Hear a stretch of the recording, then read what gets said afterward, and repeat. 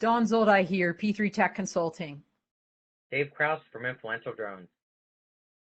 We're here on day one of the FAA's National Drone Safety Awareness Week, and today we're going to talk to you about how safe flyers take trust.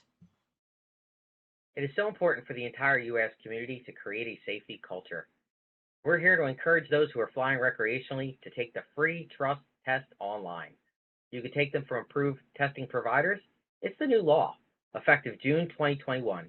If you fly recreationally, you're required to take this test and must carry with you your completion certificate. These are the rules that are going to be on the test. Be sure you familiarize yourself with them. There are also rules that we use in the commercial space. It's important to know them.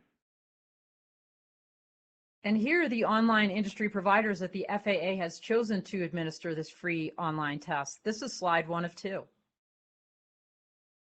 Here are the others.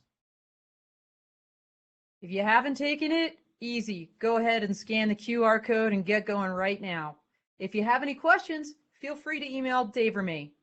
In the meantime, what do we say to him, Dave? Fly safe.